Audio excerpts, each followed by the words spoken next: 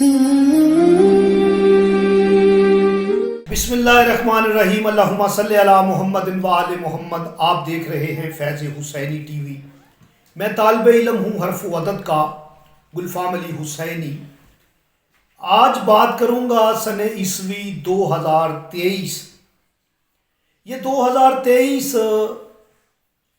علم جفر کے اعتبار سے کن کن افراد کے لیے لکی ہے، کن کے لیے ان لکی ہے، یعنی کن کے لیے مواقف ہے، کن کے لیے غیر مواقف ہے۔ تو علم جفر میں اگر آپ دیکھیں تو 2023 کا جو عدد بنتا ہے 2 + 0 + 2 + 3 تو 7 کا عدد بنے گا۔ 2023 پر حاکم عدد 7 ہے، اور 7 کا استنطاق کریں گے تو حرف ذا بنے گا۔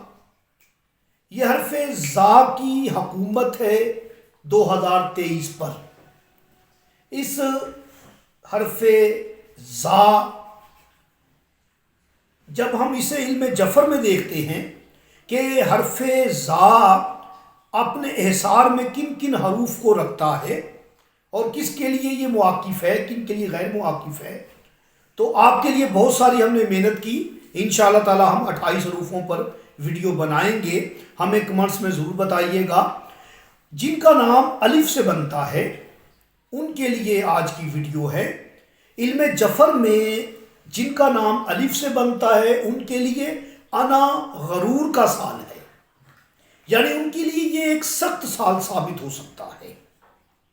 ہاں، اگر انہوں نے اس سال کو اپنے لیے مواقف بنانا ہے تو علم جفر میں ان کے لیے یہ ہے کہ وہ اس سال پرسکون رہے اور خاموش رہے۔ ہر بات کا جواب دینا ان کے لیے ضروری نہیں ہے۔ دور اندیشی سے کام لیں، دیانتداری کو اپنائیں، سچائی کو اپنائیں۔